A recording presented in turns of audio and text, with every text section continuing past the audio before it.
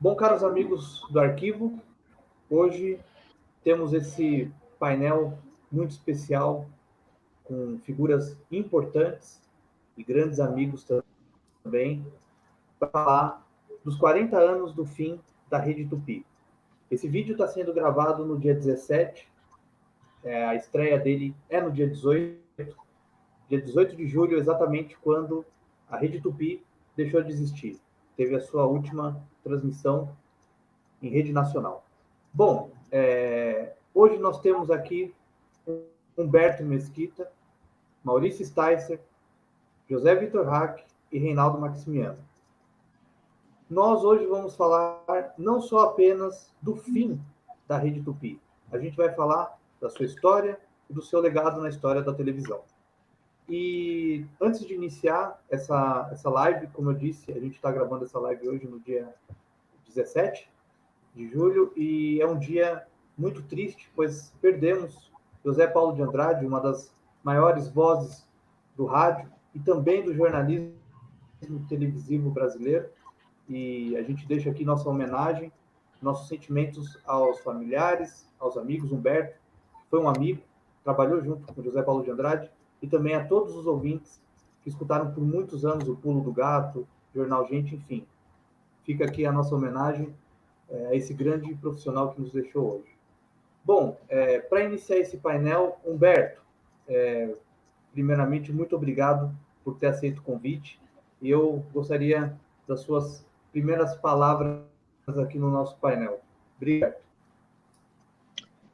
Bom, no instante que se comemora 40 anos da não existência da Tupi, tudo me vem à memória. Aqueles momentos difíceis, porque passamos como funcionários. A Tupi foi a grande escola da televisão brasileira, certo? Eu tinha vindo da TV Excelsior, tivemos um momento muito grande também. Da Excelsior, eu fui para Bandeirantes e depois vim para a Tupi. Eu vi muito do que aconteceu nesse país passou por essa emissora. Eu fiz o Pinga Fogo, e eu tinha uma identidade com a Tupi muito grande por uma razão muito simples. Eu sou paraibano. O Assis Chateaubriand, que foi o fundador da rede de emissoras associadas, também era paraibano. No dia em que a Tupi deixou de existir, e ela deixou de existir porque, infelizmente, depois da morte do Chateaubriand, ela foi entregue a mãos incompetentes. E essas mãos incompetentes, numa época em que a ditadura existia aqui muito forte, eles começaram inicialmente, a usar a Tupi como ponto de apoio para a ditadura, com campanhas que não nos trazem boas lembranças, entendeu? Mas depois a própria ditadura percebeu que a Tupi já não interessava mais a eles.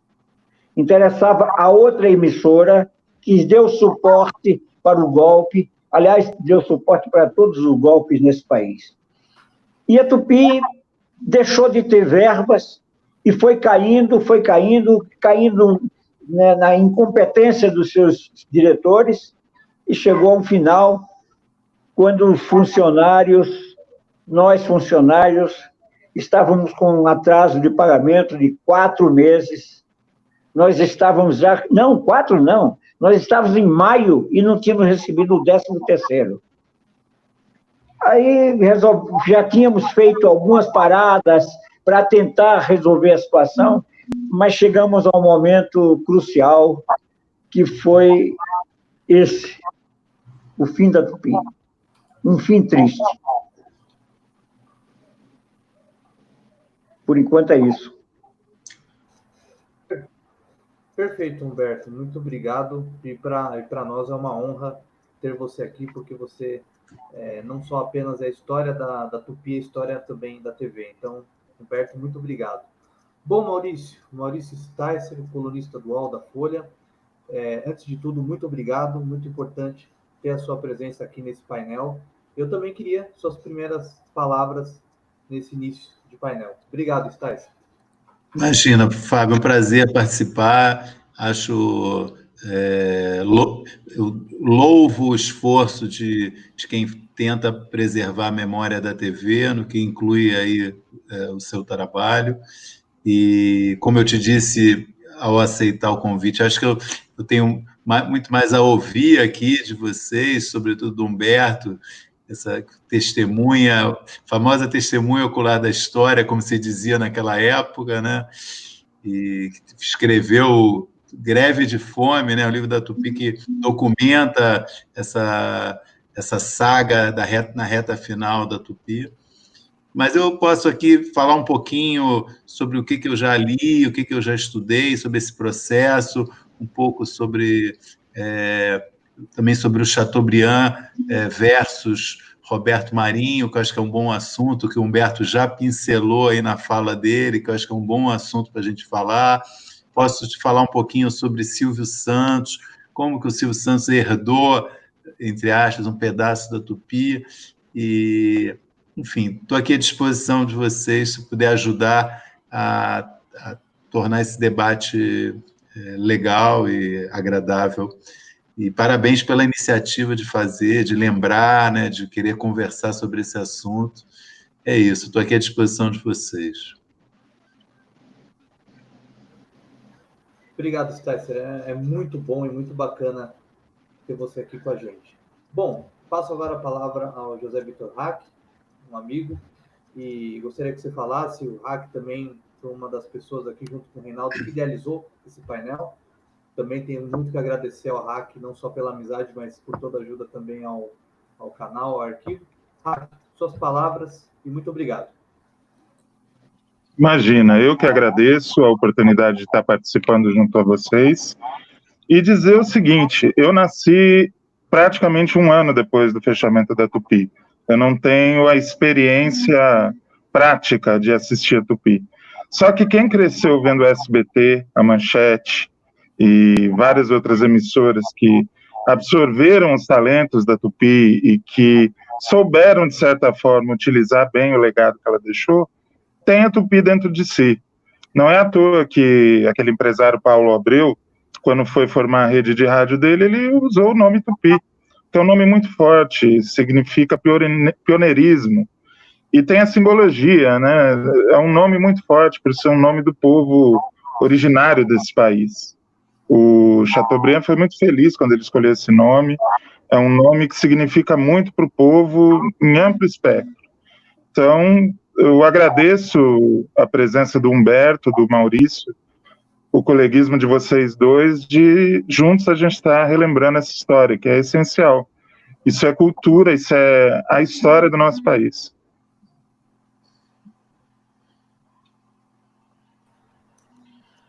Obrigado, Hack, valeu aí por estar com a gente. Reinaldo, também quero suas palavras iniciais do Reinaldo. A gente já fez um debate aqui sobre a preservação da memória da televisão aqui no nosso canal. Quem não assistiu, vale a pena dar uma olhada, que a gente fala muito também da Cinemateca, é um bate-papo interessante. Reinaldo, suas palavras e muito obrigado também por estar com a gente aqui. Muito obrigado, Fábio, muito obrigado a todos, e é um prazer muito grande estar junto aqui com vocês, nesse painel, em que a gente vai tratar um pouco dessa memória, né? É uma questão que nos é bastante afeita, uma questão que é muito cara, essa questão para todos nós, né?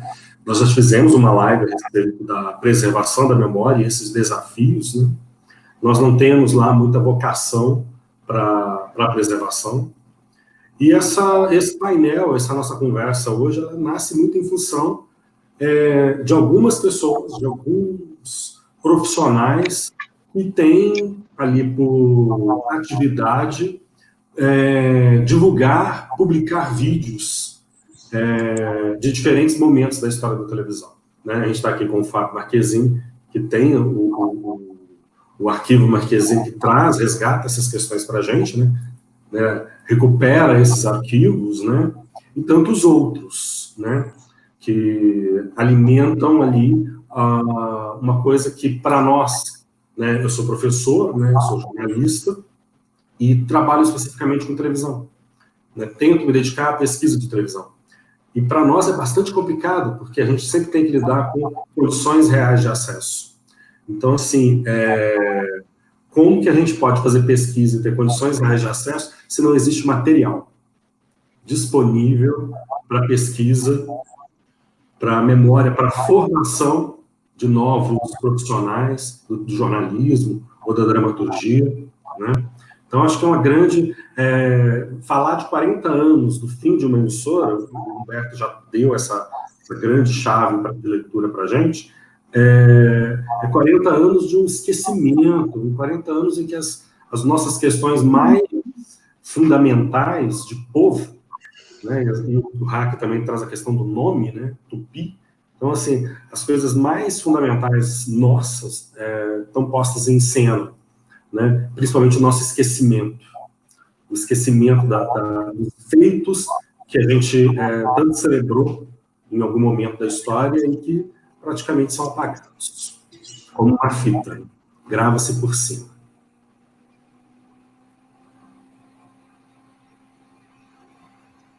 Perfeito, obrigado, Reinaldo, obrigado a todos vocês. E a gente sabe que na semana passada um novo canal no YouTube disponibilizou, podemos dizer, os 50 minutos finais da Tupi do Rio de Janeiro, que é a famosa Vigília. E foi um canal Video Archives Brasil. Não sei quem é você, não faço a mínima ideia, mas você é um herói. E, Humberto, eu queria que você falasse um pouco para a gente desses 50 minutos finais, que é a Vigília, e isso da Tupi do Rio, né? A Vigília, os artistas, o desespero, aquele clamor para que a emissora ficasse no ar. Eu queria que você falasse sobre esse momento do fechamento da Tupi do Rio. Como é que você viu isso? Qual foi o seu sentimento?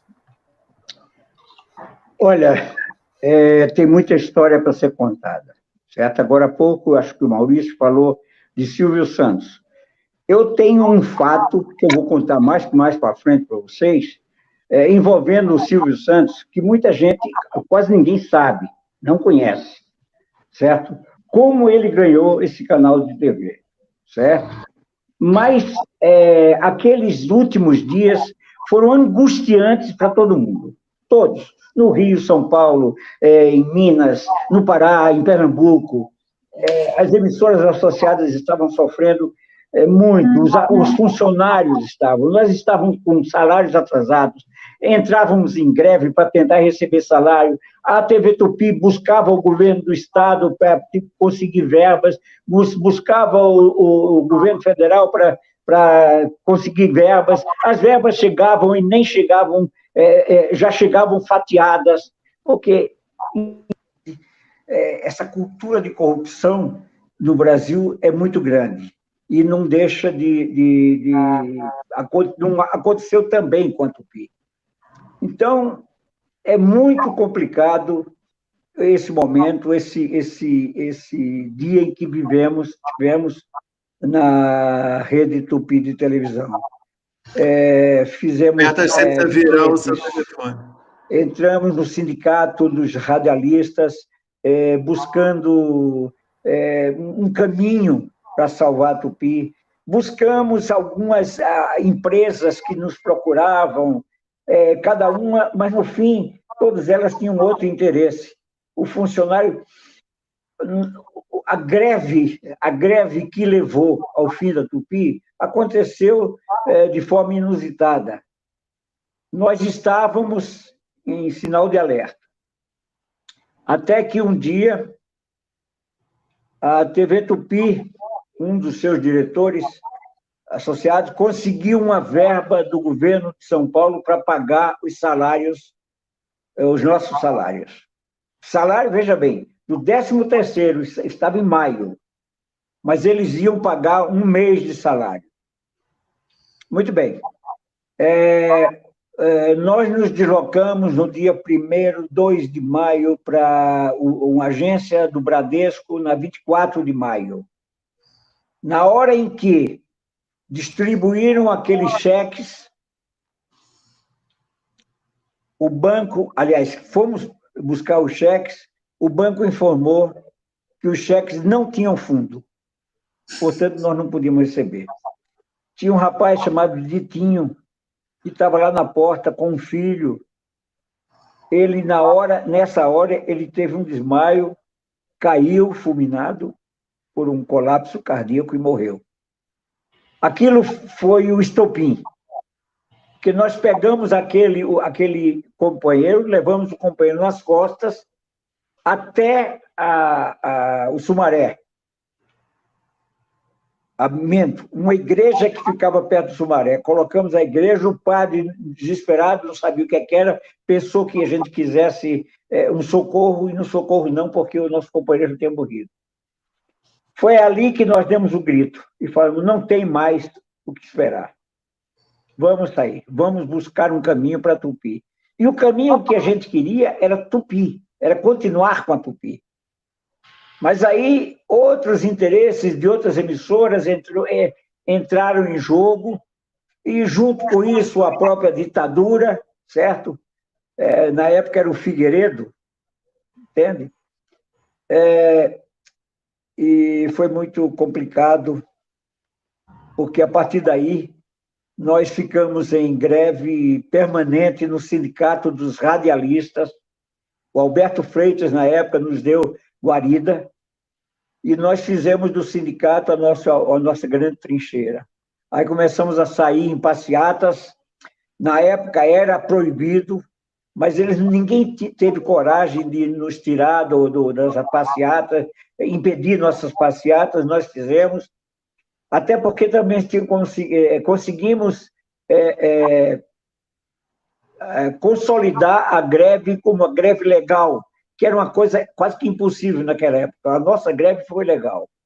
Bom, a partir daí, começaram as desavenças entre empresários, cada um querendo o bolo, e esse bolo não foi para aquele que nós esperávamos que saísse, porque os funcionários, na época, queriam a Abril. Não era SBT, não era Manchete.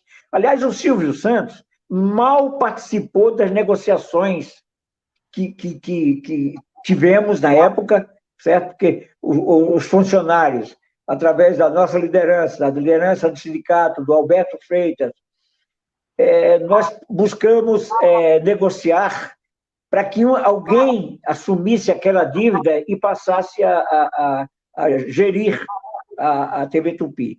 Foi impossível.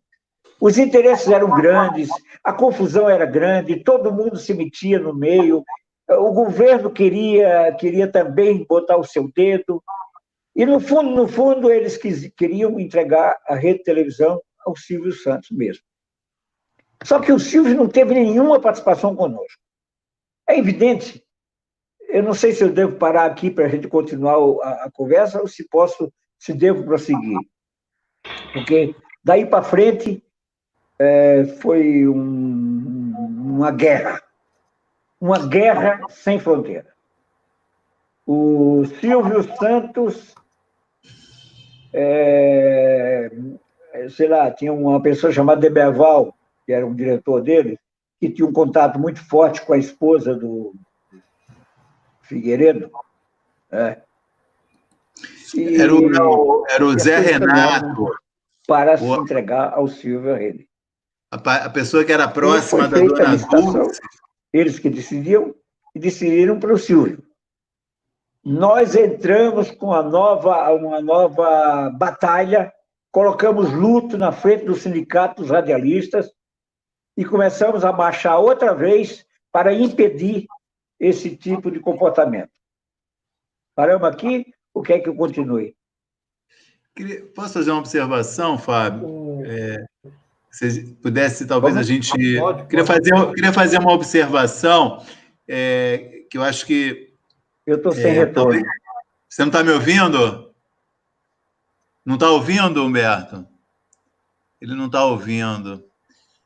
Eu queria falar o seguinte, a história da Tupi, de certa forma, ela não é incomum se você pensar nos pioneiros da televisão no Brasil, né? Deixa eu ver se ele conseguiu. Você está conseguindo ouvir, Humberto?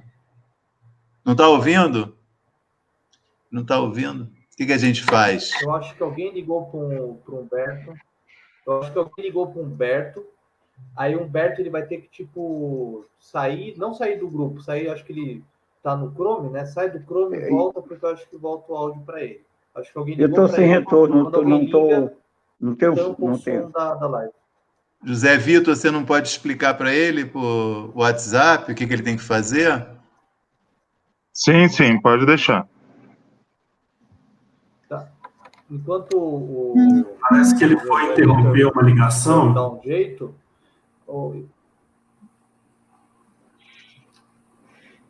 Agora ele... Tá ouvindo a gente, Humberto? Tá ouvindo, Humberto?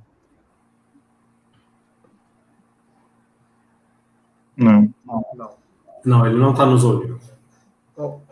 Eu acho que ele foi atender ou cancelar uma ligação. Vai dar uma... Sim, eu acho que pode ter acontecido. Alguém ligou e derrubou o áudio da live. O Sticer, fala pra gente o seu sentimento ao rever o vídeo, o fim da Tupi, como você viu do Rio de Janeiro, que foi colocado, que até você comentou com a gente que olhou. Qual foi o seu sentimento em ver esse vídeo? Então, é uma coisa muito agoniante, né? É um negócio... É uma coisa triste, muito dolorosa de assistir, né? Você sabe que aquilo ali está acabando, né? Tem um negócio de morte anunciada, né? No fundo, né? Tá todo mundo ali, né? Um último suspiro. E ao mesmo tempo acho que é muito interessante, sabe? Porque é um testemunho muito verdadeiro, muito cru, né? Eu estou pensando, por exemplo, em fazendo um paralelo, ainda que não tenha a mesma importância, mas com uma coisa também que a gente assistiu mais recentemente, as últimas horas, que foi o final da MTV, né? E a MTV transformou numa festa o seu fim. E eu achei muito estranha aquela festa da MTV, sabe? Porque na época fui meio uma voz dissonante, porque todo mundo adorou aquele programa, aquela festa que eles fizeram para festejar o fim. Eu nunca entendi, porque o fim de um canal é um fracasso, né? Quer dizer, alguma coisa deu errada para aquilo acabar. Então não tem nada para festejar. Eu nunca entendi aquela festa que foi mostrada ali sobre o final da MTV.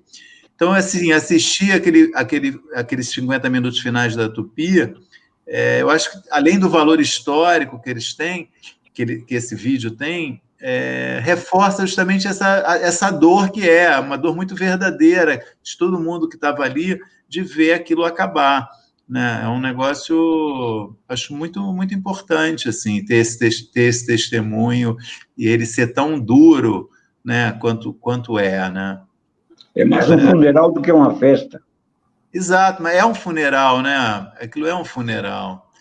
Vai ter uma coisa que eu queria falar, Fábio, não sei se, enfim, desvia um pouquinho desse momento que é o final. Eu queria falar um pouco mais, pensar no início da TV Tupi, sabe? De certa forma, que explica esse final. Né? São 30 anos só de história, né? É pouco. Por que o canal durou só 30 anos? E se você for olhar os fundadores da televisão brasileira, os primeiros fundadores, vários tiveram um destino semelhante e histórias ainda mais curtas que a Tupi, né? Continental, Excelsior, Rio, né?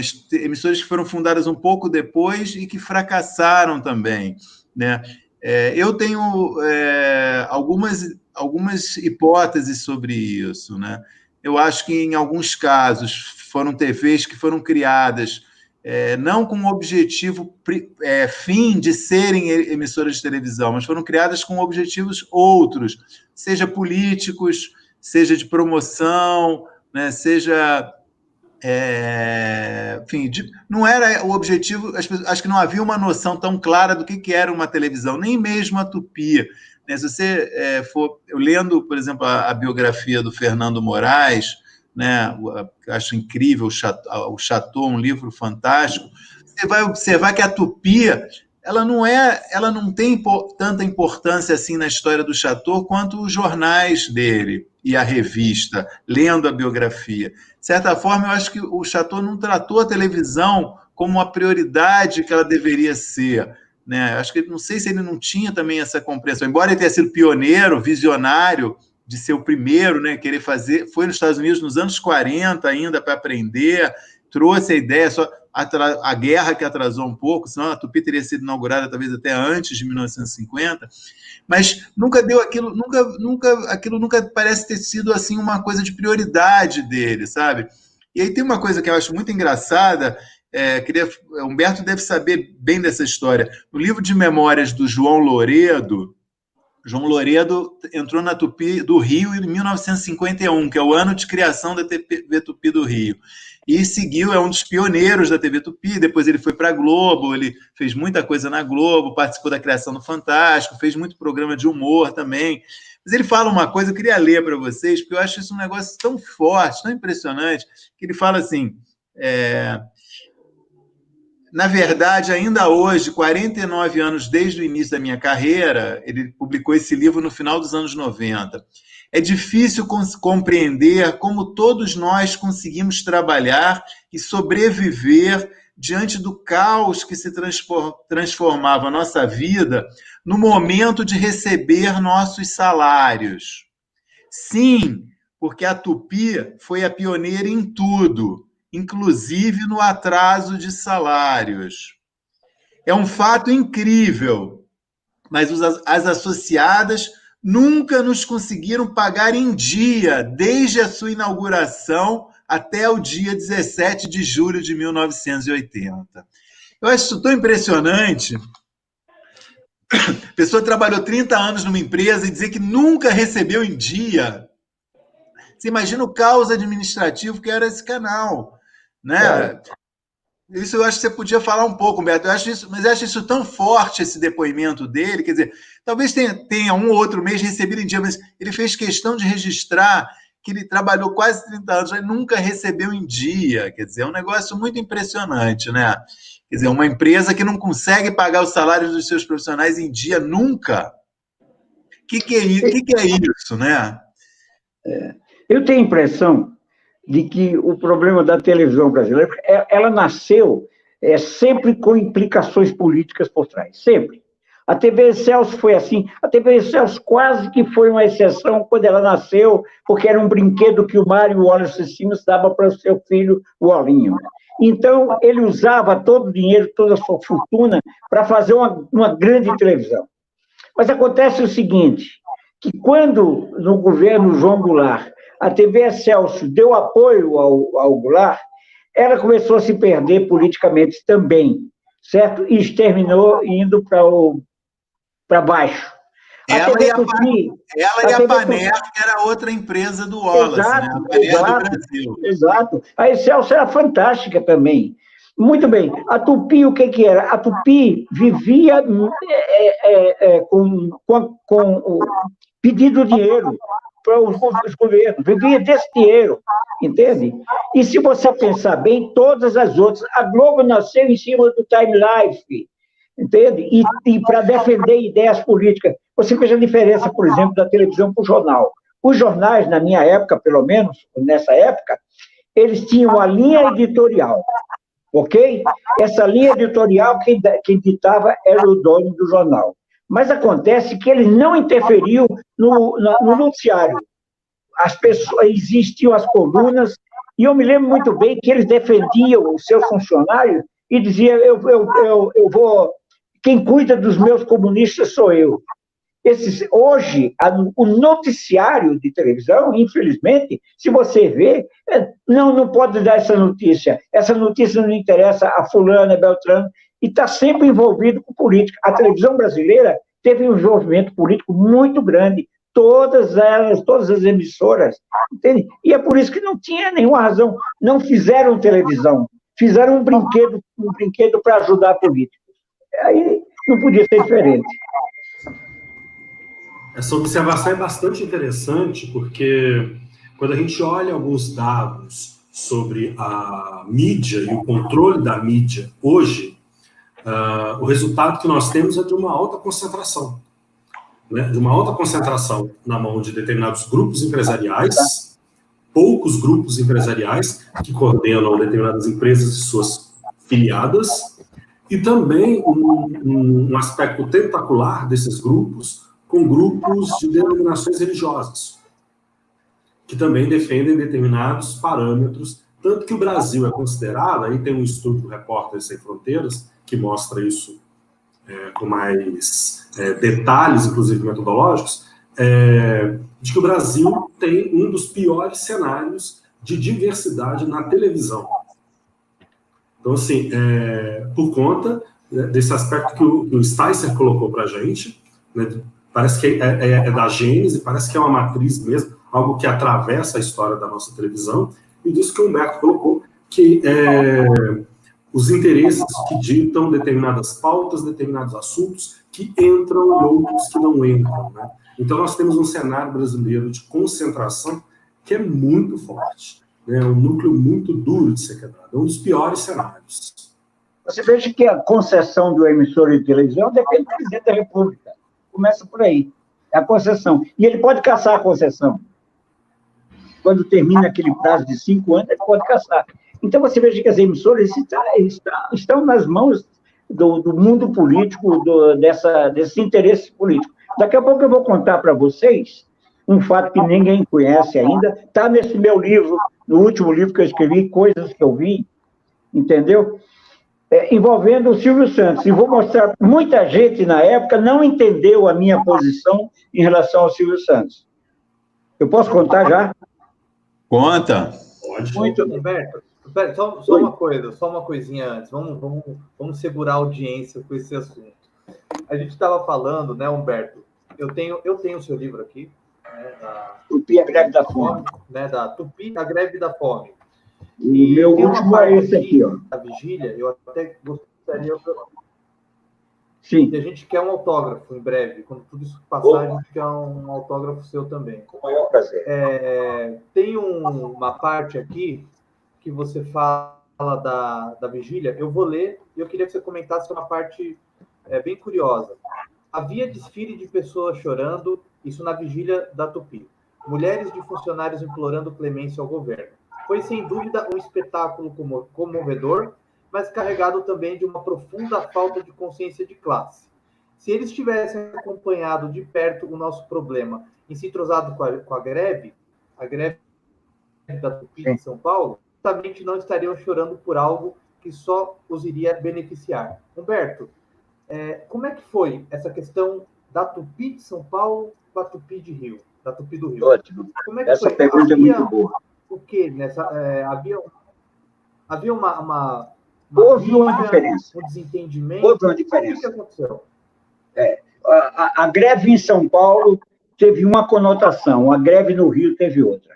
O Rio chorou demais, mas não soube entender a situação dos funcionários. São Paulo já teve como foco principal os 800 funcionários que estavam ali sem receber salários e sempre maltratados pela emissora, pelos administradores.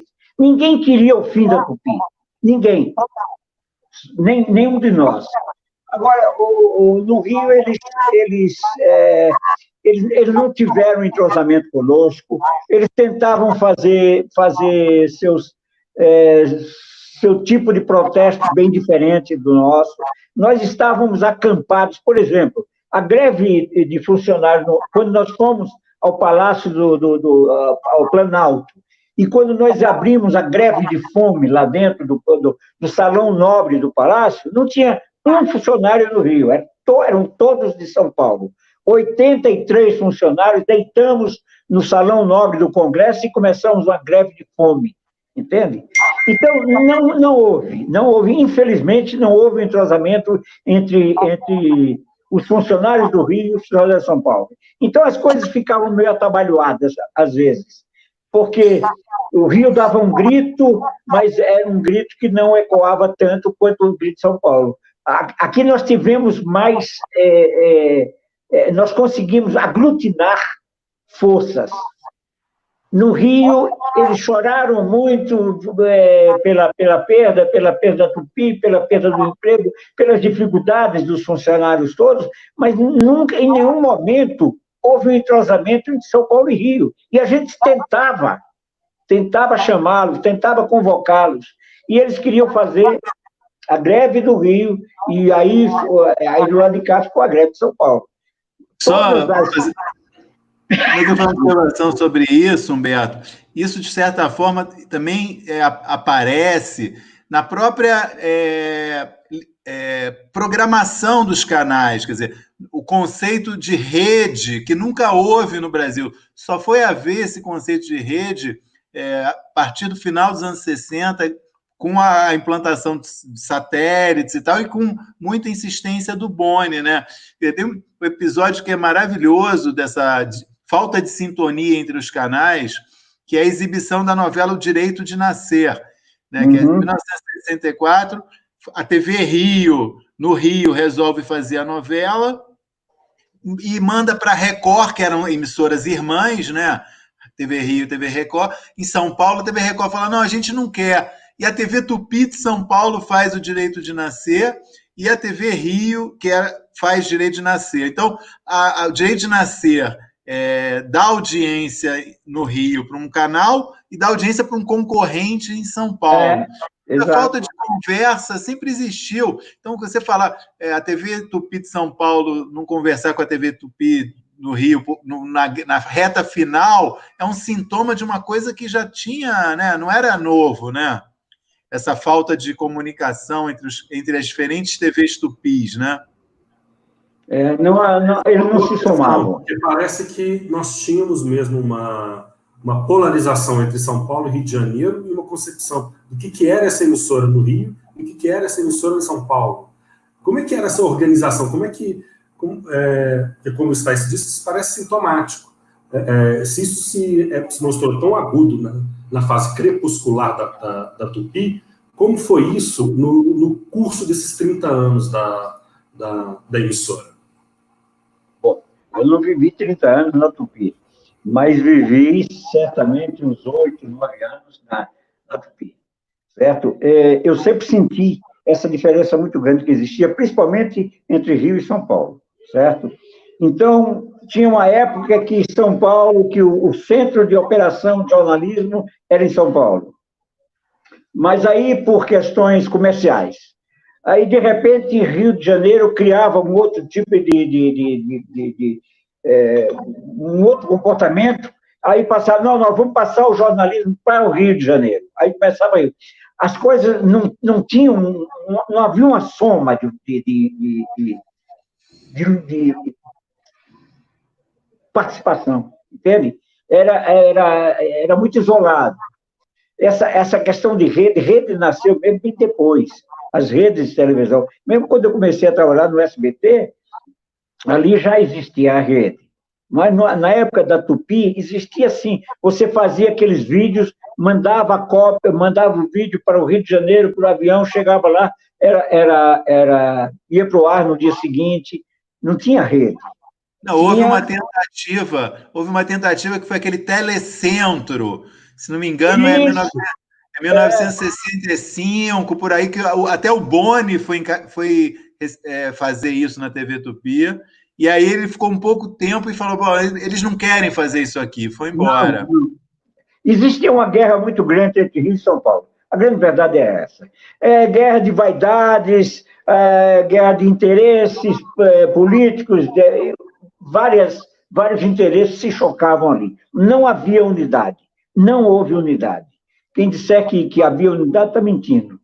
Entendeu? Isso é essencial, assim, né? Uma guerra surda. Eu acho que isso é uma coisa essencial nessa história, né? Você pensar, né? É uma coisa essencial para entender o que deu errado, né? Essa questão, né?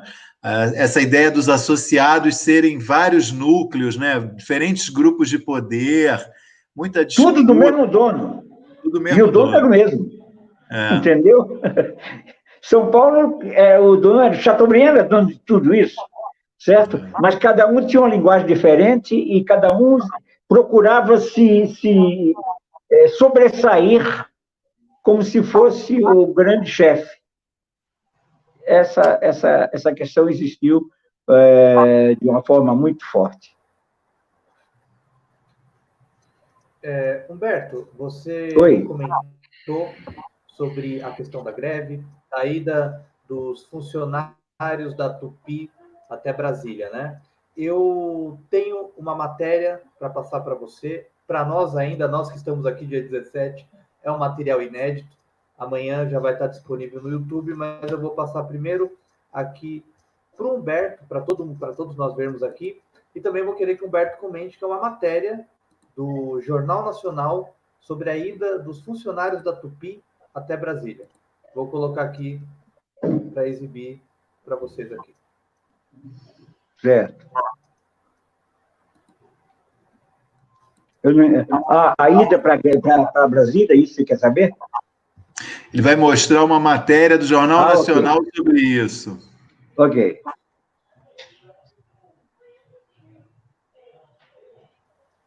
Entrada e tiveram dificuldade de acesso ao prédio.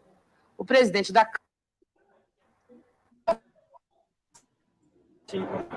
Câmara, os senhores podem contar com a cooperação da presidência, com a liderança. Os funcionários da Tupi, então, um salão negro, carregando colchões e cobertores. Uma comissão de deputados veio trazer solidariedade e ouviu as reivindicações. Eu acho que é muito importante que, nesse momento, todas as vozes se levantem, entende? Porque quando a gente chega ao recurso extremo de ter que fazer uma greve de fome para poder pedir salários, é um absurdo. Entendeu? Se chegar ao absurdo. Agora, hoje nós não queremos apenas nosso salário, nós queremos também que se retire esses homens da direção dos associados, porque esses homens representam este sofrimento que nós estamos tendo hoje, deputado. A causa primeira são esses homens, essa direção, essa má administração, entende? E por isso que realmente temos uma solução Os funcionários da Rede Tupi de televisão vão ficar em Brasília até que seja dada uma solução final para todos os problemas. Eu acho que... Humberto? Oi. Era você Aquele que estava comigo era o Freitas Nobre. Era você? O Freitas Nobre foi um deputado que nos defendeu muito naquela oportunidade. Porque quando nós chegamos no Congresso Nacional, alguns deputados da antiga Arena, certo? Quiseram jogar água, quiseram nos expulsar, e nós deitamos ali, e quem nos defendeu foi o Freitas Nobre, certo? Agora, por que é que nós fomos a Brasília naquela oportunidade? Foi estratégico, certo? O Papa ia visitar o Brasil. Ia visitar o Brasil, começando a visita por Brasília. É evidente que, naquela época, pelo menos, uma greve de fome e teria repercussão internacional como teve. Então, nós forçamos com a greve porque nós queríamos uma posição real do governo, uma posição em relação a isso. E conseguimos, porque eles resolveram... na época eu dizia, eles estatizaram a greve, porque eles resolveram pagar todos os salários nossos, através da Caixa Econômica Federal, e continuaram pagando os salários nossos até que se resolvesse a questão da Tupi. Eu tive 2 vezes com o ministro Boveri, ele ouviu atentamente, depois de ouvir, ele disse, tá bom, agora vocês voltem para lá que nós vamos decidir. O Murilo Macedo, que era ministro do Trabalho, esteve conosco também. Enfim, nós fizemos muitas articulações em Brasília, porque achávamos que essa greve de fome ia dar um paradeiro. Nós íamos chegar a alguma coisa. não tínhamos muito caminho. Eu insisto em dizer, não queríamos o fim da Tupi. Nós amávamos todos a Tupi. Mas ali não tinha mais alternativa. Nós estávamos há 6 meses sem receber salário. Entende? Todo mundo em necessidade. Nós fizemos um acampamento no sindicato dos radialistas e começamos a receber ajuda de pessoas com comida, etc., para distribuir lá. Então, era difícil. A greve em Brasília teve essa conotação. Agora, é bom que se diga uma coisa. Você vai dizer, a Globo teve participação. Teve. Eu estive com o Roberto Marinho 2 vezes. Na primeira vez que ele ligou para o sindicato, eu pensei que fosse gozação. Quando ele falou, aqui é Roberto Marinho, eu falei, então, aqui é o John Kennedy. Eu me lembro bem disso. E ele falou, o senhor Mesquita, eu não estou falando, brincando, quem está falando aqui é o Roberto Marinho. Eu queria ter um encontro com o senhor. Eu podia vir aqui. Eu falei, tudo bem, se o senhor é Roberto Marinho, o senhor me dá o telefone e eu ligo para o senhor. E ele me deu e eu liguei, e realmente era. E ele queria que eu fosse a Brasília para conversar. Aí ele falou, você procura o Carlito Rocha, que ele vai dar passagem para o senhor vir. Eu falei, não, eu vou de ônibus. Eu era meio atrevido, entendeu? Eu falei, não, eu vou de ônibus. Agora, eu tenho interesse em conversar com o senhor, certo? Ele disse, ok. E realmente eu peguei o ônibus, cheguei de manhã cedo, 8 horas da manhã, lá, morto de sono, e realmente ele estava me esperando. Eu fui falar com ele. E quando eu fui falar com ele, ele ficou assim, meia hora, tentando descobrir alguma coisa em mim, né?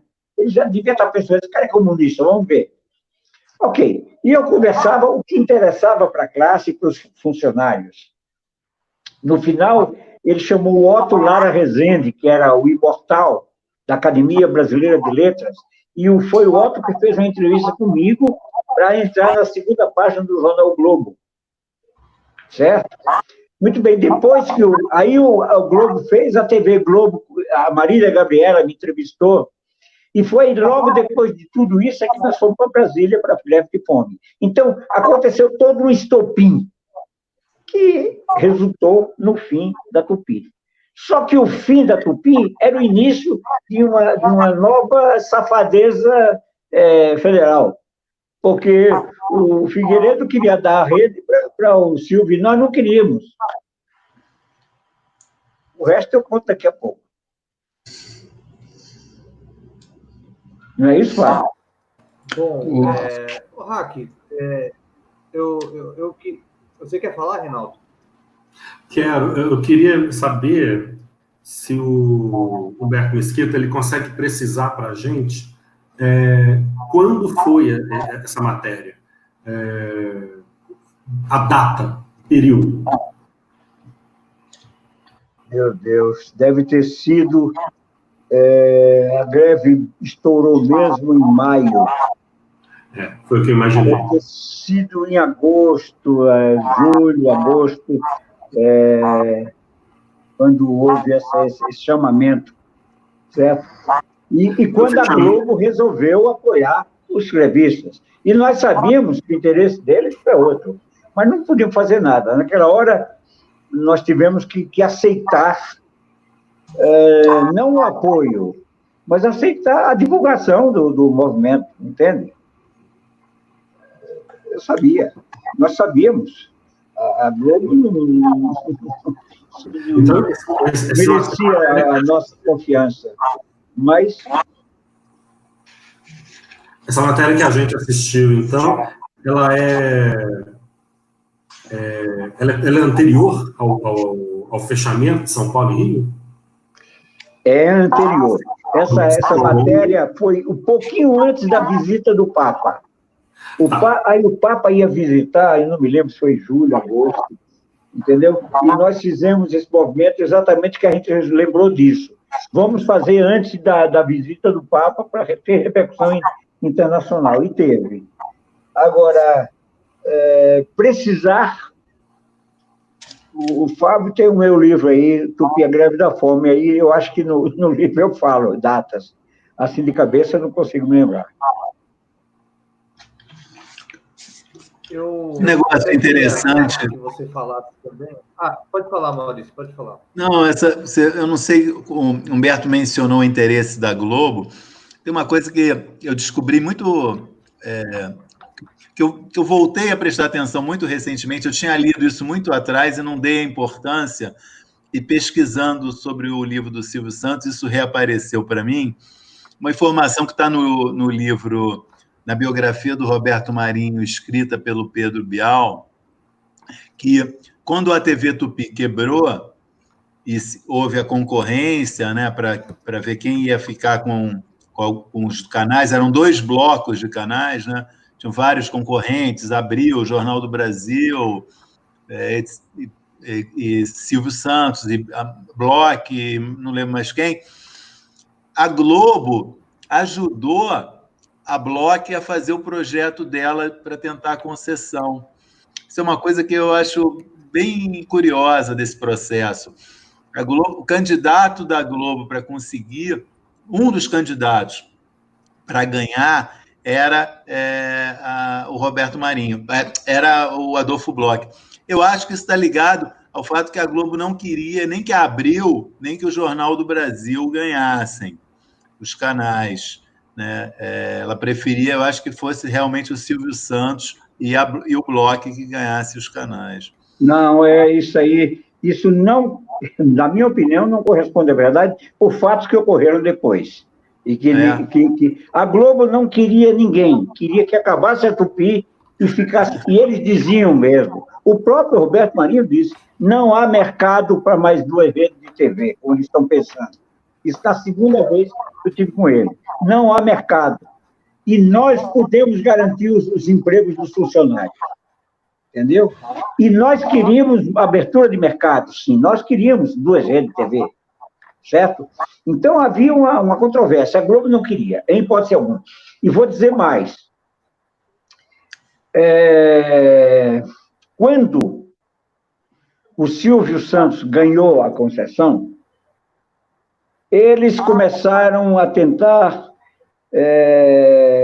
reativar o nosso movimento, certo? Chegando houve até certas propostas no sentido de que nós vamos absorver os funcionários. Não absolver, absorver mesmo os funcionários. Eles também não nos interessavam.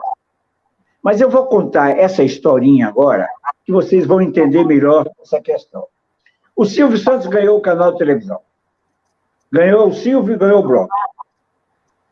Ocorre que no dia em que eles iam ter uma reunião para decidir isso, o ministro das Comunicações era o Haroldo de Matos.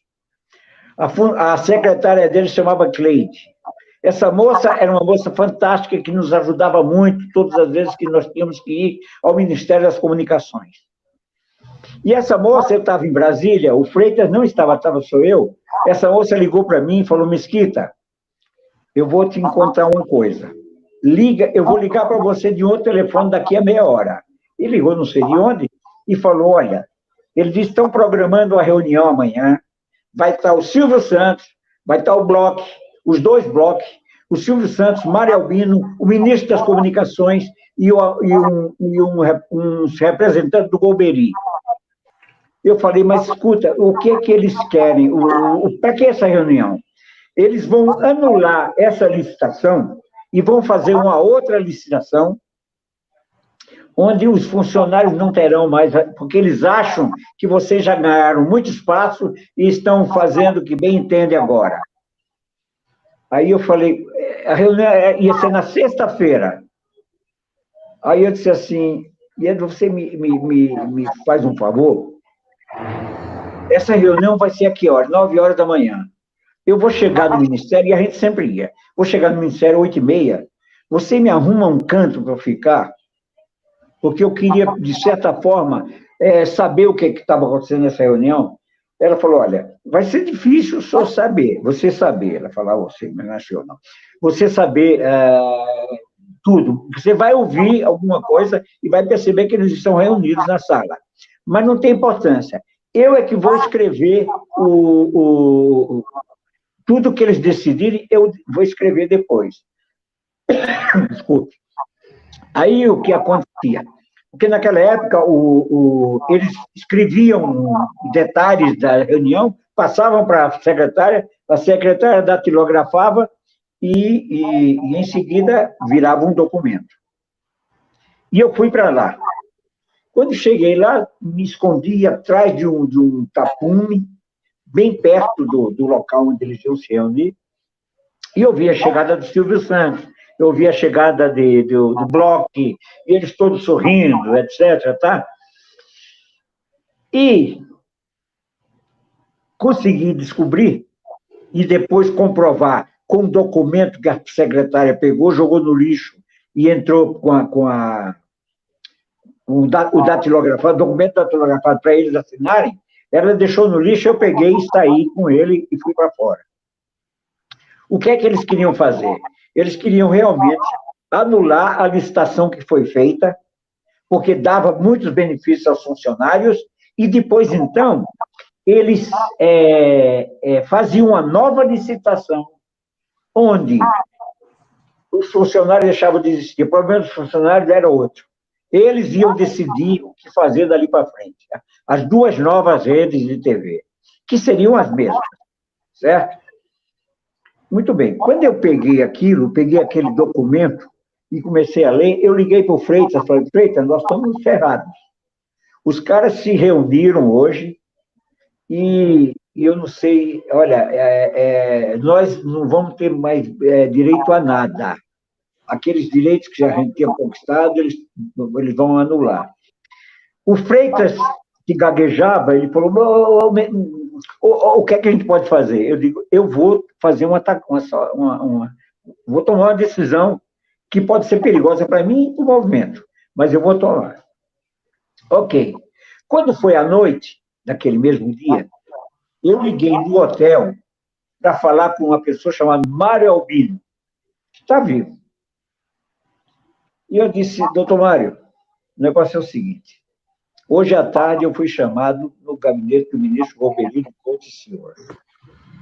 E o ministro falou para a gente ficar quieto, para a gente não mais criar nenhum movimento, nenhuma perturbação, que ele já fez um acordo com a Globo vai absorver todos os funcionários e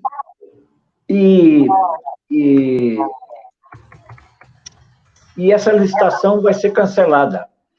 Simplesmente cancelada, não vai ter mais nenhuma licitação. Aí o Mário Albino falou, mas espera aí. Eu falei, olha, ele me falou que vocês fizeram uma reunião hoje de manhã no Ministério das Comunicações. Eu não sei se é verdade, mas ele me falou isso. E aí ele me disse que as reivindicações de vocês eram tais, e fui dizendo uma por uma aquilo que estava no documento que eu estava comigo. O Mário Albino se voltou, espera um pouco, falou com o Silvio. Até aquele momento, eu não tinha tido nenhuma conversa com o Silvio, nenhuma. Aí o Silvio veio para o telefone, Mesquita, você é o presidente do sindicato? Não, eu sou representante dos funcionários. Mas, escute, o ministro Goberi chamou, e ele me passou essas informações, entendeu? Eu acho que vocês... Aí ele falou, mas espera aí. Ele falou da nossa reunião, falou, vocês tiveram... então vocês tiveram a mesma reunião? Tivemos, sim. Pois é. E nessa reunião vocês decidiram que nós iríamos ser afastados de todo o procedimento e a situação ia ser essa. Aí ele falou, e o que é que você acha disso? Eu falei, Silvio, nós brigamos até hoje. Eu acho que agora nós temos que tomar outra atitude. Aí ele falou, o que é que vocês querem? Aí eu joguei na mesa as reivindicações que já estavam ditas anteriormente e acrescentei mais alguns pontos. Aí ele falou, você vai comigo no palácio? Eu vou. Aí, no dia seguinte, que era um sábado de manhã, nós fomos, eu e ele e o Mário Albino. Não, eu e ele, nem o Mário Albino foi, não. Nós fomos no Palácio falar com um cara chamado Amaury Fraga, que era o homem forte do Golbery. Chegamos lá, ele até se assustou quando viu eu de um lado e o Silvio Santos do outro. Ele falou, o que houve? Eu falei, não, doutor Amaury, nós chegamos à conclusão de que não adianta essas guerras, essas brigas, e nós estamos dispostos a fazer um acordo e aceitar a participação do Silvio Santos nesse processo. Aí ele falou, mas escuta, por que essa mudança toda? Nessa mudança nós tivemos que fazer, porque eu acho que está na hora de parar, certo? Ele pega o telefone, liga para o ministro Golbery e conta a história. Eu não sei o que é que ele disse do outro lado, mas eu sei que ele falou, tá bom, então eu vou anular todo aquele documento de ontem. Sim.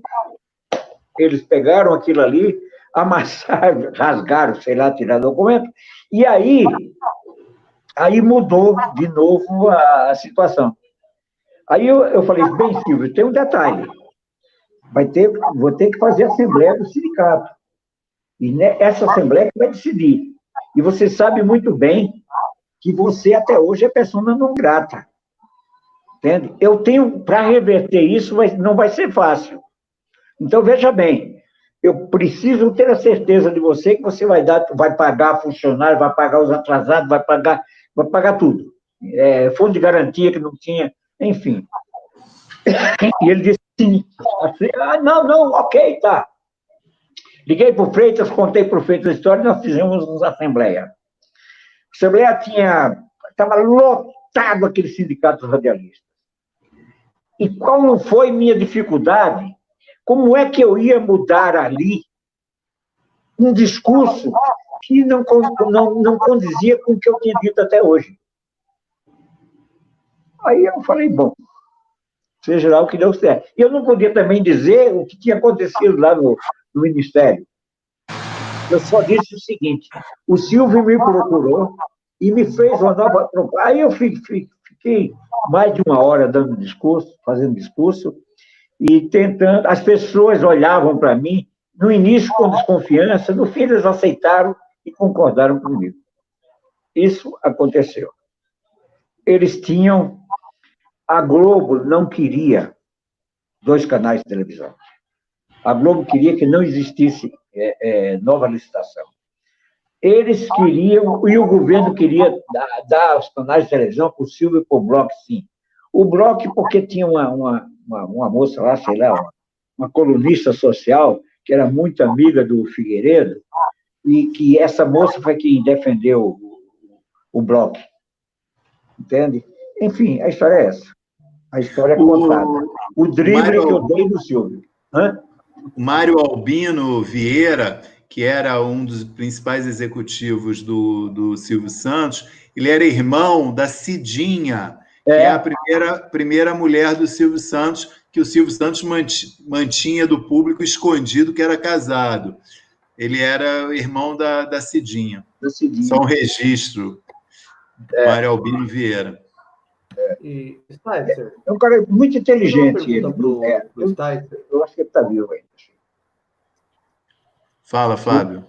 Sticer, fala um pouco para gente, você que tem livro do Silvio, acho que você vasculhou, digamos assim, né, um pouquinho a história do Silvio, bem pouquinho, né?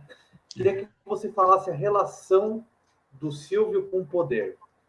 A gente, né, entra ano, sai ano, a gente sempre vê o Silvio Santos e o poder. Até hoje. E eu queria que você falasse um pouco dessa relação do Silvio até hoje. E eu queria que você falasse um pouco da relação do Silvio naquela época que nós estamos falando, o início do SBT. Como é que era essa relação do Silvio com o poder? É muito interessante, realmente, Fábio, você olhar a movimentação do Silvio Santos a partir do final dos anos 1960, quando ele se dá conta que ele precisa de um canal de televisão, quando ele se dá conta que ele é capaz de ter um canal de televisão, porque ele compra 8, 10 horas de domingo na Globo, é o maior sucesso, líder de audiência, fatura, ele era dono do horário, ele tinha um acordo antigo que a publicidade vinha para ele, mas ele começa a ter medo que um dia a Globo pode não renovar contrato com ele, e ele fala, eu preciso ter o meu canal de televisão. Então ele começa a se articular e ele entende que para conseguir um canal de televisão, ele tem que ser bem relacionado em Brasília, com os militares, evidentemente, que são o poder em Brasília no final dos anos 60 e início dos anos 70. Então, o primeiro movimento que eu detectei dele nesse sentido é quando a Excelsior está para quebrar e ele tem, de algum jeito, uma aproximação, Humberto deve lembrar disso, eu só pesquisei isso, eles têm uma aproximação com os funcionários da Excelsior e ele vai ao gabinete do presidente Médici, então, isso é 1971, mais ou menos, ou 70, 71, querendo dizer que ele tem o apoio dos funcionários da Excelsior para tomar conta do canal que estava na iminência de sair do ar.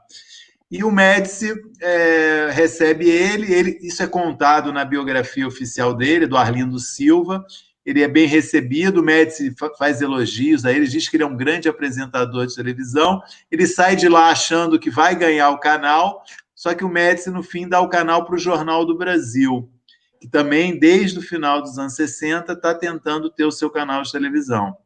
Essa concessão, como a gente sabe, o Jornal do Brasil nunca vai conseguir, né, fazer esse canal, e, enfim. E aí o Silvio, desde então, está tentando fazer esse canal. Ele consegue, depois, no governo Geisel, a concessão do canal da TVS, no Rio, canal 11. É o primeiro canal que ele consegue, em 1976, à base de muita conversa também com Geisel, com Golbery, né, com o ministro das Comunicações, com propaganda que ele fazia dessas figuras na televisão. Enfim, muito lobby, até que realmente o grande lobby que vai acontecer, que é 1980, após a quebra da Tupi, e a decisão do governo de fazer 2 lotes, uma concorrência, né, que são 2 lotes de canais, um tinha 5 canais, o outro 4 canais, que incluía Rio, São Paulo, Minas, Rio Grande do Sul, Nordeste, e abre-se uma concorrência, em tese uma concorrência, mas como a gente sabe, havia interesse quem que deveria ganhar ou não. Novamente, o Jornal do Brasil participa da concorrência, a Abril participa da concorrência, e é um período de intensa movimentação. O Silvio Santos vai muito a Brasília, muito mesmo, tem muita relação com Golbery, com o Figueiredo. Tem essa história que é muito lembrada, o Figueiredo, a mulher do Figueiredo gostava do Silvio, a mulher do Figueiredo tinha um parente, o Carlos Renato, que era um jornalista do Rio, e que era apresentador, era jurado de programa do Silvio Santos, que também ajuda no lobby. Ele contrata o Dom e Ravel, que era a dupla que fez Este é um País que Vai para Frente, né? Era um Eu Te Amo, Meu Brasil. Eu Te Amo, Meu Brasil. Ele contrata essa dupla para ajudar a fazer lobby também. Um acordo teria teria sido um pedido do ministro da Aeronáutica para o Silvio, ajuda eles. Délio Jardim de Matos. Exatamente. O Délio Jardim pede para o Silvio ajudar, o Dom e Ravel, eles passam a ir participar do programa, viram uma espécie de embaixadores do Silvio. Enfim, ele mostrou um talento enorme nessa articulação política, enorme, realmente.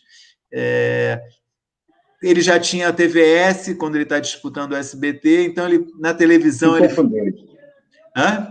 Ficou com 2 emissoras no Rio. Exatamente. Aí vendeu para a Record. Exatamente. Ele na televisão ele fala: o Figueiredo é coisa nossa. Mas agora tem uma história aí no meio disso que pouca gente conhece. Uma das pessoas que conseguiu influenciar o governo a dar aquele primeiro canal ao Silvio lá no Rio foi um cara chamado Rafael Baldassi. Sim, sim. O Rafael Baldassi era deputado federal. E ele tinha um articulador que se chamava Juvenal Juvencio, esse que foi presidente do São Paulo. O Juvenal Juvencio era uma cabeça. Um dia o Juvenal um funcionário do jornal, na SECAP, pegou um jornal, pegou a coluna do Gibaú, e naquela coluna dizia assim, o homem do baú está querendo o canal televisado e dando um pau no Silvio. O Juvenal pegou aquilo e falou, levou para o Baldassi e disse para o Baldassi, você quer ser prefeito de São Paulo? O Baldassi queria, era um sonho dele. Muito bem, então você tem que agora ajudar ao Silvio Santos ganhar esse canal de televisão. O Baldassi era muito amigo do Gobelin. Aí o Baldassi teve um encontro com o Silvio Santos na SECAP, ali na Avenida Rebouças, esquina com... Era um prédio que era SECAP, Caixa Estadual de Casas para o Povo, nome bonito. E ali naquele prédio, estava lá e vi, quando o Baldassi recebeu o Silvio Santos, a funcionária do Baldassi, do Juvenal, chamava Lourdes, a Lourdinhas. Quando a Lourdinha viu o Silvio Santos entrar lá, ela desmaiou, caiu o café que estava ia levar o café, não sabia que estava levando café para o Silvio Santos. Quando viu o Silvio Santos, aquele berro e o Silvio... Ele estava no auge, né? Muito bem.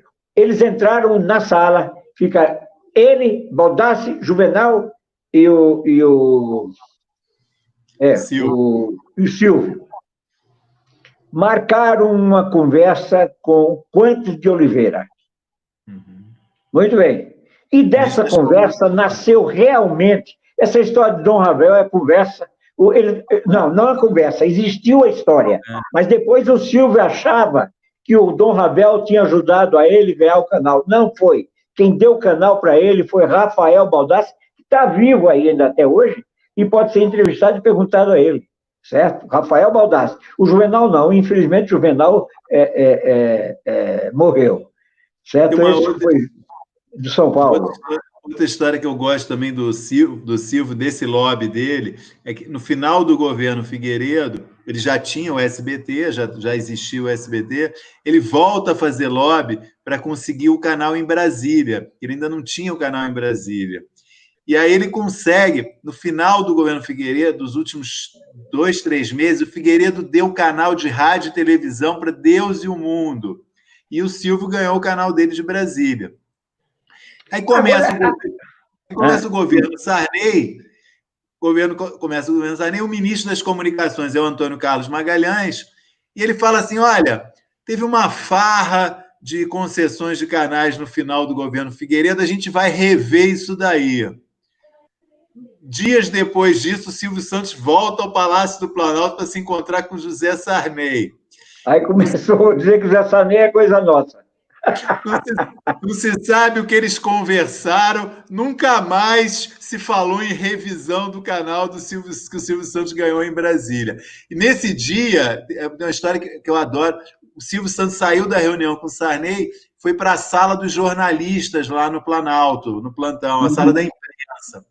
E entrevistaram ele e tal, perguntaram, pô, mas o que você está achando do governo Sarney? Ele falou, o senhor não critica o governo Sarney? Ele falou, olha, televisão minha não critica nenhum governo. Eu sou um office boy de luxo do governo, de qualquer governo. Eu sou um concessionário, eu não vou dar pitaco. Isso é uma marca muito forte, respondendo a sua pergunta, Fábio, que eu acho que marca muito a tradição do Silvio como articulador, né, lobista, né, bajulador, e que ele fez... E mostra também como é que a televisão brasileira vive. Vive na mão desses caras, entende? Porque já deveria ter mudado essa questão de concessão. Não é o presidente que tem que... Porque ele tem o poder de conceder. Esse é o problema, entende? Entendeu? Então, como é que você pode esperar das televisões? Elas todas ficam atreladas, de certa forma, aos governos. Isso.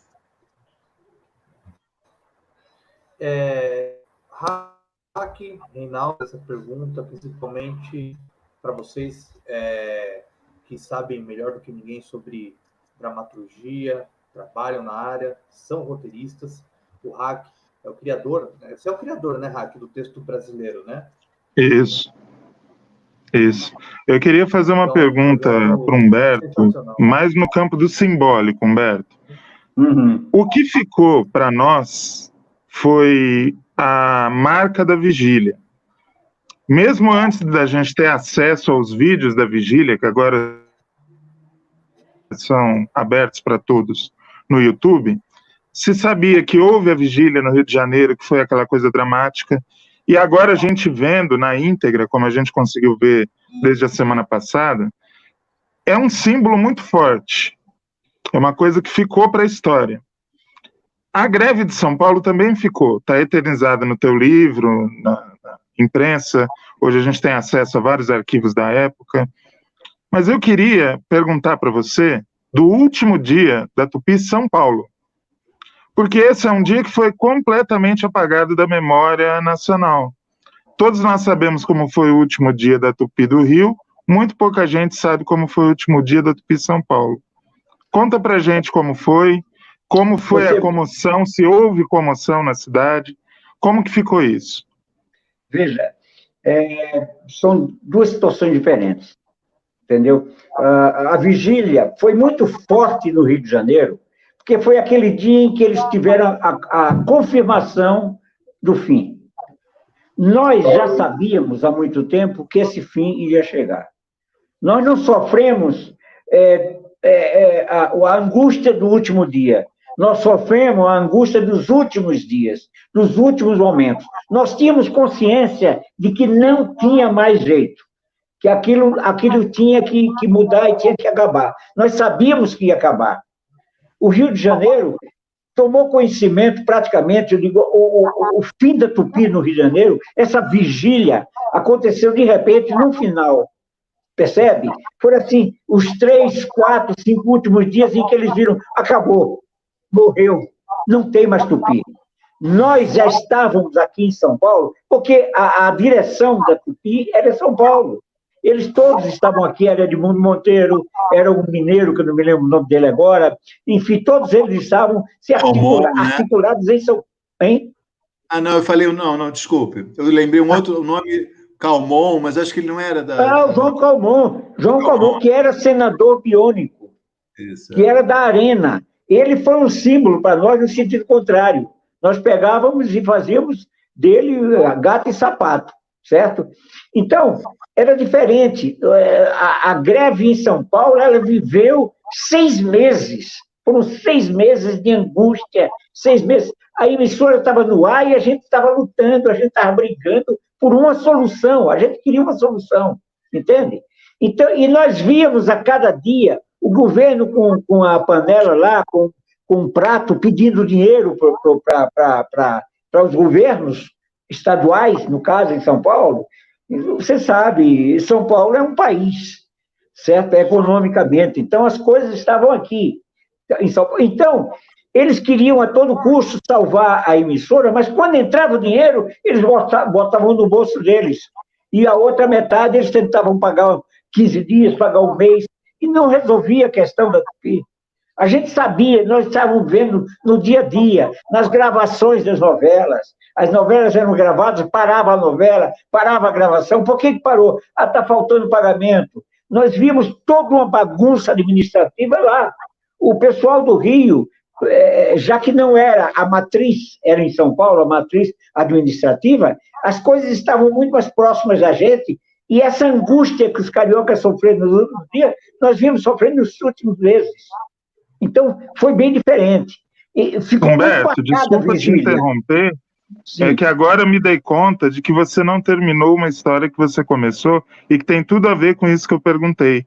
Você contou sobre a morte do Ditinho e que vocês levaram o corpo para a igreja e tal, mas tem o fim dessa história, que é muito bonito, que foi o teu gesto de invadir a direção da TV Tupi e falar, olha, está acontecendo isso. Conta o fim dessa história para nós. Nós estávamos, desculpe com a gente, nós estávamos caminhamos com o corpo do Ditinho até a igreja e alguns companheiros ficaram lá angariando donativos, etc., para a gente fazer o enterro do Litinho. Enquanto isso, eu fui para a padaria na televisão e comecei a conclamar os funcionários, porque eles ficavam todos ali, e começou a fazer uma conclamação para a greve. Não tem mais jeito, nós temos que partir para a greve. Muito bem. Nesse momento, um companheiro nosso, na época, era o Beija-Flor, que fazia polícia, eu não sei por que carga d'água, disseram que foi ele, não sei se foi, entende? Eles chamaram a polícia. Quando os policiais chegaram lá, e eu fazendo discurso, eles chegaram e encostaram em mim. Qual é o problema? Eu falei, vocês vieram aqui para defender um morto? Como? Tem morto? Tem. Vocês sabem que houve uma morte de um funcionário? Nós estamos aqui conclamando a greve por isso. Aí, um dos dois, que naquela época era o Cosme e Damião, né? Sei lá, era o policial da Civil e o outro policial da PM, era, como é que chamava? A dupla. Um era da guarda, a outra era do... Bom, esses dois. Um deles veio para mim, me chamou de lado e falou, me diga uma coisa, o que houve? Aí eu contei para ele. Ele pegou, chamou o rapaz de lado e disse assim, essa briga não é nossa, vamos embora. Deixa os rapazes aí que eles estão lutando por um... E tem um morto que está na igreja, já me contaram ali. Aí eu subi e fui no 8º andar, que era onde estava o Rubens Furtado, era onde estava o... Tinha uma reunião deles todos, do pessoal do condomínio, etc., todo lá em cima. O Calmon estava lá? Hein? O Calmon estava lá? Não. O Calmon não estava. Estava Edmundo Monteiro. Estava um mineiro, que eu me esqueço o nome dele agora, estava o Furtado, o Celso Furtado, não, o Rubens Furtado. Celso Furtado é o economista, o saudoso economista. O Rubens Furtado. Bom, aí eu cheguei, falei para a secretária, eu quero falar com eles. Ela, não, o senhor não pode entrar. Eu disse que não posso. Empurrei a porta e entrei. E falei, vocês se preparem, porque a partir de hoje eu era repórter especial da Rede Tupi de televisão.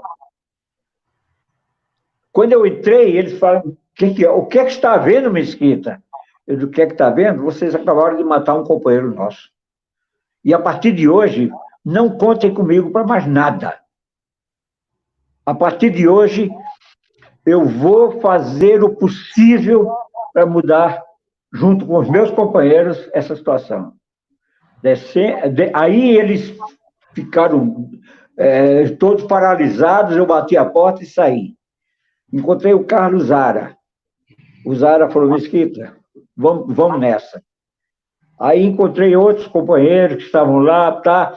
Voltei para a padaria e falei, vamos todos para o sindicato. Saímos numa caravana de mais ou menos uns 60 funcionários e fomos até o sindicato dos jornalistas.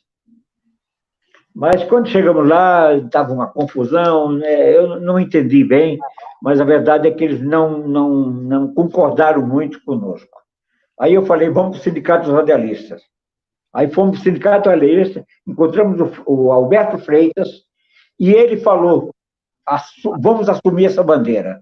Foi assim. Muito legal. História. As histórias nem sempre são contadas como verdadeiras, com verdade. Entende? Nesse meu livro aqui, Coisas que eu vi, aqui, deixa eu fazer um pouquinho de propaganda dele, Coisas que eu vi, eu conto 50 anos de jornalismo.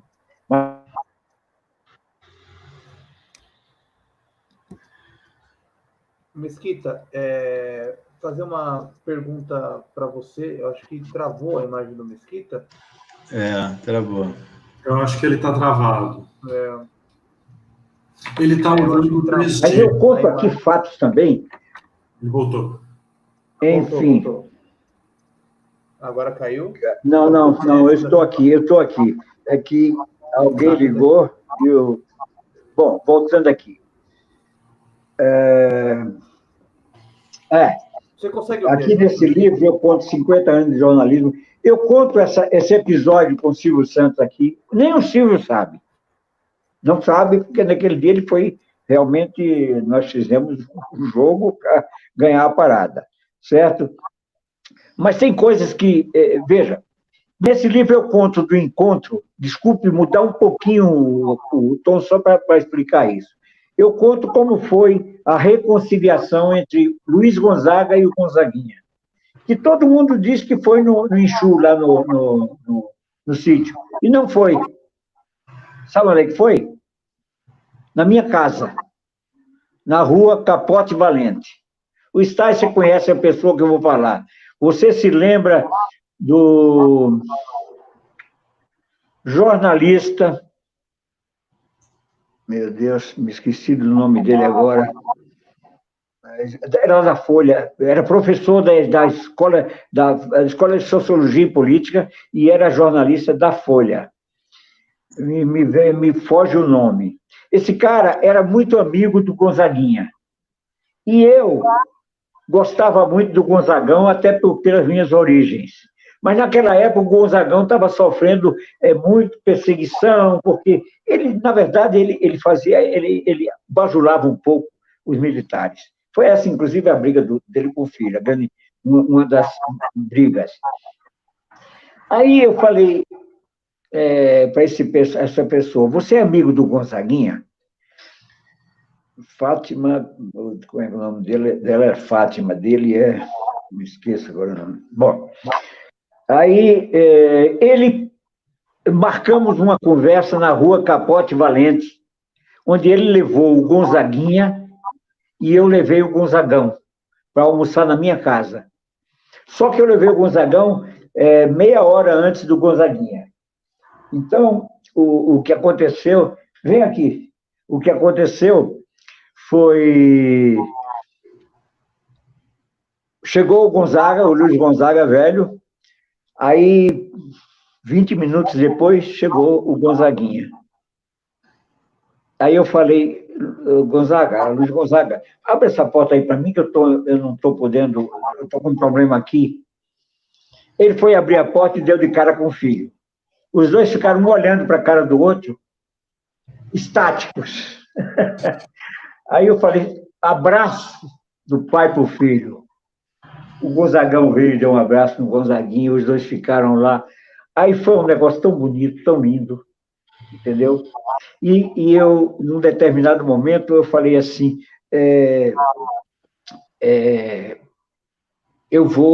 nós vamos descer, vamos até ao Hotel Degas, restaurante, nós precisamos pegar a comida para o nosso almoço, que eu não fiz almoço aqui, não. Vocês fiquem os dois aqui. E nós deixamos os dois conversando lá na sala. 15 minutos depois, nós voltamos, os dois já estavam numa conversa. Aí o Gonzagão falou, olha, Mesquita, nós vamos fazer uma festa lá no Enxu, porque eu quero que meu filho vá lá, e lá nós vamos fazer uma grande festa, ele precisa voltar para lá, e marcaram. E fizeram essa festa, fizeram esse encontro. Só que a imprensa tomou conhecimento do encontro a partir dali. Não soube o que aconteceu antes. A reconciliação foi na rua Capote Valente. Às vezes, lógico que eles não têm nenhuma obrigação de saber o que aconteceu, mas a história é essa. Então, as histórias... O capítulo da TVS, Rafael Baldassi, entendeu? Se você falasse do Rafael Baldassi, Baldassi está vivo, é só perguntar para ele, entende? Que também as pessoas sempre... O Arlindo Silva conta uma história diferente. Mas o próprio Arlindo Silva sabe que a história verdadeira é essa, porque foi para ele... O Arlindo fala do Baldassi no livro dele. Fala, o Arlindo conta, fala. Ano passando. Mas o seu livro é melhor do que o do Arlindo, viu, Maurício? Não é história oficial, não é chapa branca. O do Arlindo é um Exatamente. pouquinho chapa branca. E fez para agradar o Silvio. Era uma grande figura, o Arlindo Silvio. Trabalhei com ele no Cruzeiro, entendeu? Grande jornalista. Foi um grande repórter. No Cruzeiro. Trabalhei no Cruzeiro, trabalhei na revista Realidade também. Fiz matérias para Realidade. Eu sou um pouco rodado. Não pareço, mas sou.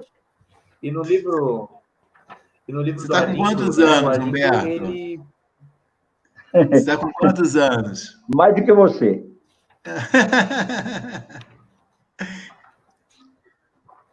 A minha mulher não quer que eu fale minha idade. No livro do Arlindo, para eu sempre parecer ter 65 anos. Tá certo, tá certo.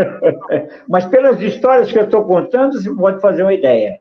Eu fui chefe do Zé Paulo de Andrade. Cadu, que era o chefão, eu era o subchefe, a produção do titular da notícia era minha. Então, sou rodado. No livro do Arlindo, né, ele propriamente pegou o fechamento da Tupi, que tem aqui no livro do Mesquita, né, que o Mesquita ele colocou como cada emissora da Tupi saiu, aí o Arlindo também colocou isso no livro do Silvio Santos, né, e tem uma coisa interessante, né, uma triste coincidência, vamos colocar assim, que a TV Marajoara de Belém, que era, né, estava na rede Tupi, o último filme que estava sendo exibido antes do Dentel lacrar a emissora, o nome do filme era Tempos Difíceis. Foi o último filme difícil. Tempos Difíceis. É o seguinte, pessoal, a gente já está aqui com 1h30 de live, né?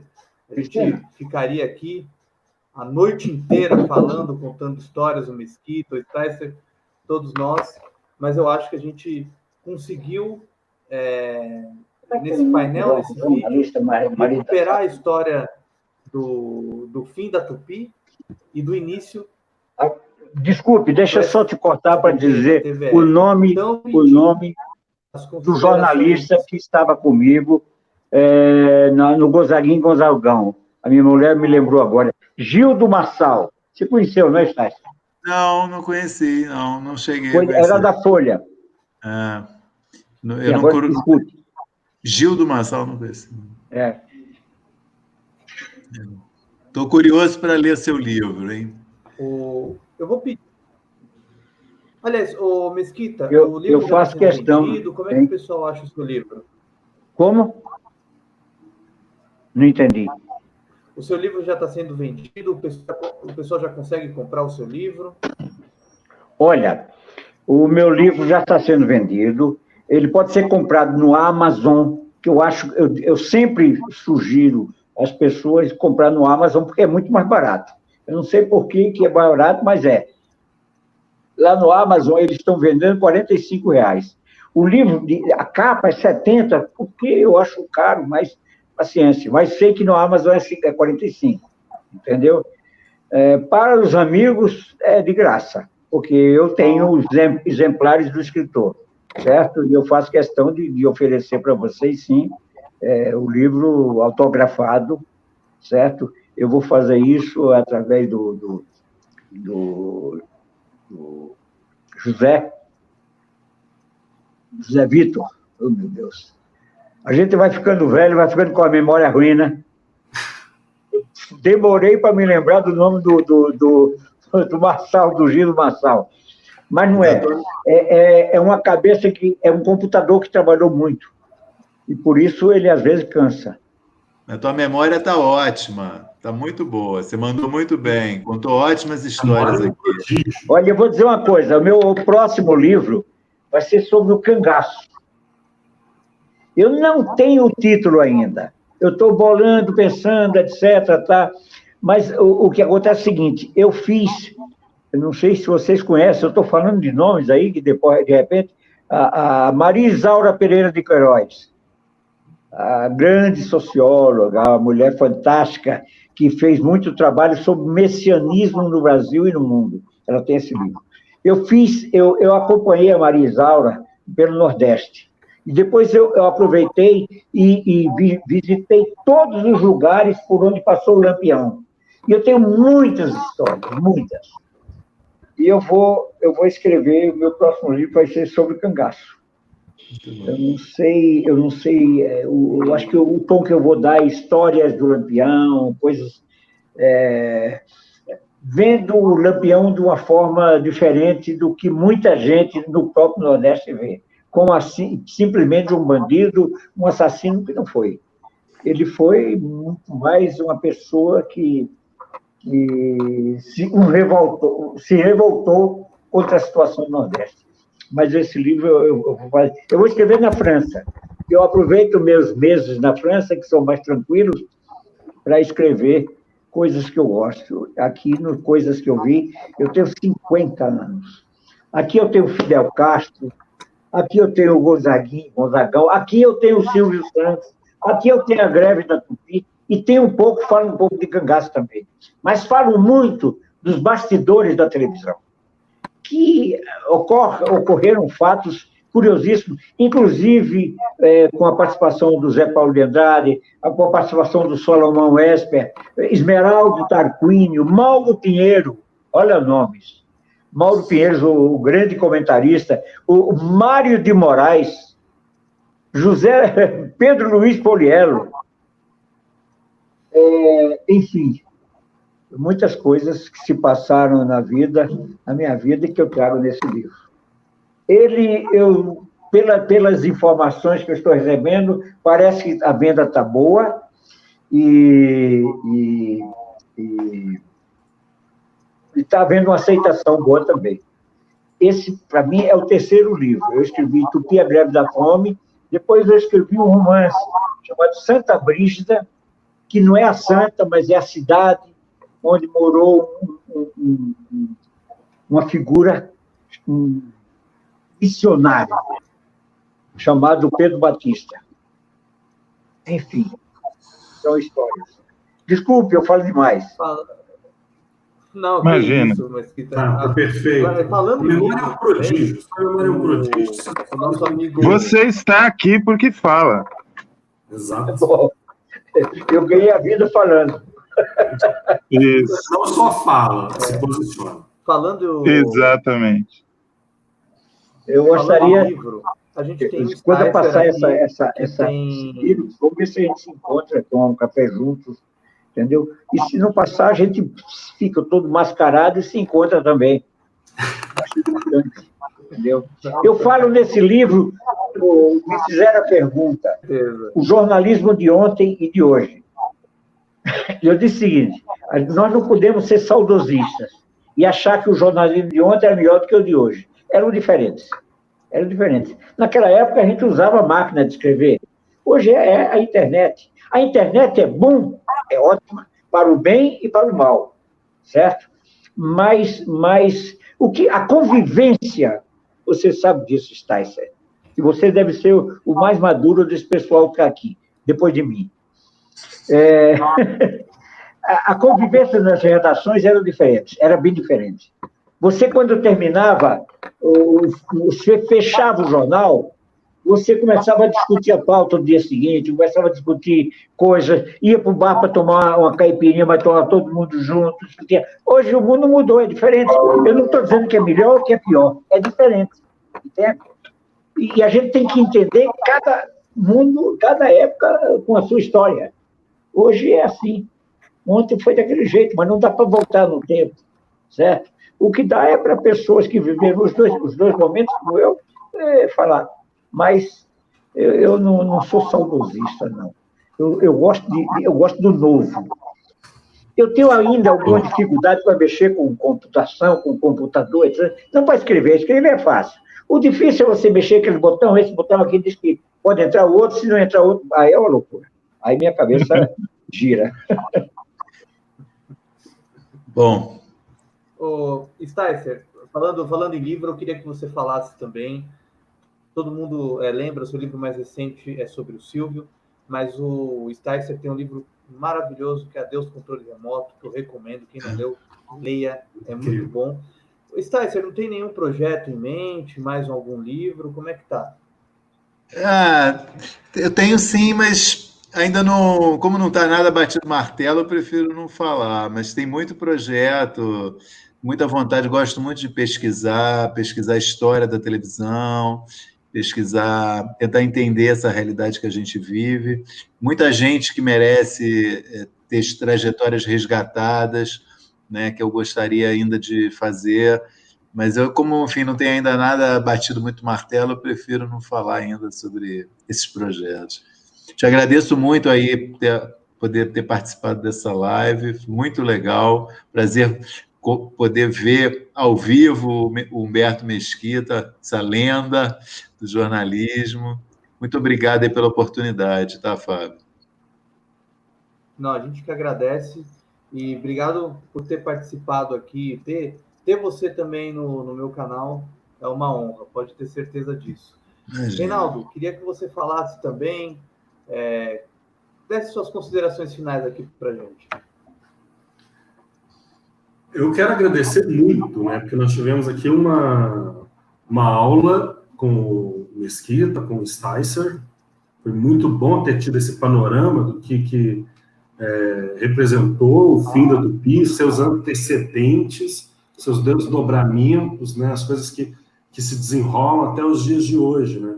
Porque o Mesquita falou muito dessa questão da resistência dos trabalhadores, da defesa do trabalho e tal, e é muito curioso, é muito interessante a gente observar que isso foi em 1980. Nós estamos em 2020 e parece que não estamos tão distantes dessa realidade. Quando a gente, no contexto como vivemos hoje de pandemia, né, e toda uma grande massa de trabalhadores, principalmente autônomos, né, expostos, né, muito fortemente Enfim, é como se essa pandemia tivesse revelado mesmo todo o nosso grande cenário de desigualdade, o quanto que nós somos muito distantes, e o quanto 1980 foi ontem, foi há 5 minutos. É como se 1980 estivesse presente, como se aqueles problemas todos ainda estão aqui convivendo com todos nós. Assim. Eu fico imaginando se alguma emissora ou alguma empresa, alguma coisa, se algo semelhante acontecesse hoje, se nós teríamos um cenário assim tão diferente como houve em 1980. É o que eu fico pensando aqui no momento, aqui neste momento, assim. E pensando também nessas questões que envolvem o desdobramento daquilo que ficou da TV Tupi, né, dos gêneros, né, dos programas, das propostas, porque depois vão surgir aí 2 emissoras, o SBT e a Manchete, com propostas bastante diferentes de televisão, de teledramaturgia, de telejornalismo, de linha de shows, mas isso cenas dos próximos capítulos, já que a gente já está bolando aí um próximo encontro. Será que eu já conto, já falo sobre o tema do próximo encontro? Vamos guardar, vamos fazer um suspense. Guardar suspense, ok, vamos guardar suspense. Muito obrigado a todos. E parece que foi ontem. Foi há 40 anos, parece que foi ontem.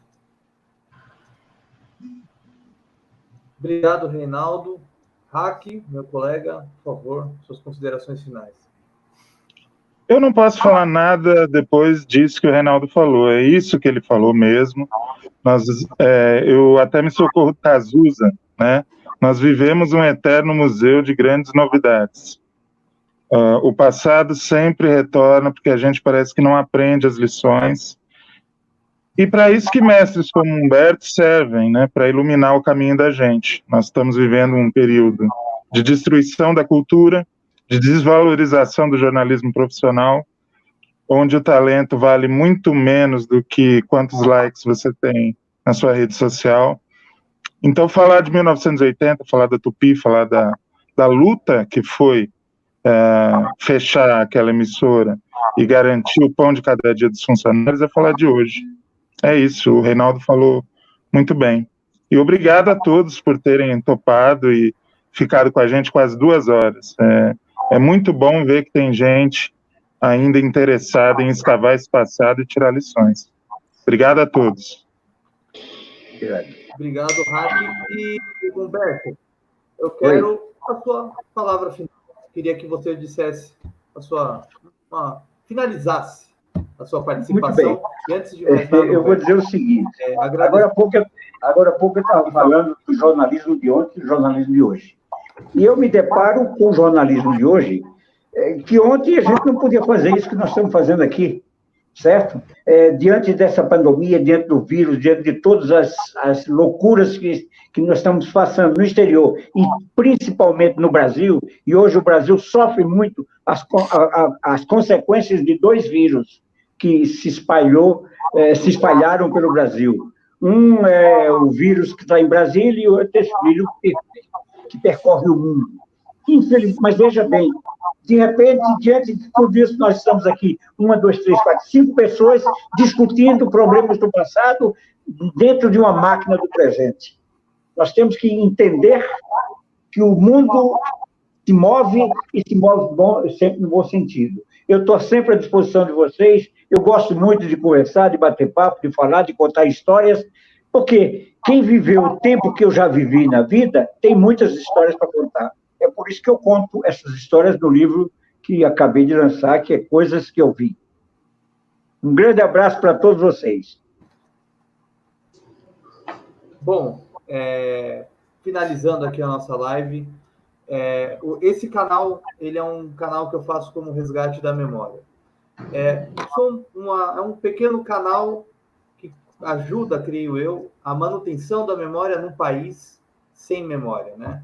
E eu acho que o canal atingiu, digamos, o ápice dele, fazendo esse painel num dia histórico, com figuras históricas, com pessoas importantes para o jornalismo, para a pesquisa, para a televisão, de todos os modos, a gente está contribuindo com a recuperação da memória e manter essa memória viva para que futuras pessoas, futuros pesquisadores possam procurar nesse canal, no livro do Humberto, nos roteiros do Reinaldo, nas pesquisas do Reinaldo, do José Vitor Hack, nas colunas do Maurício, que é base de pesquisa, com certeza daqui 20 anos, muitas pessoas vão estar pesquisando as colunas do Maurício.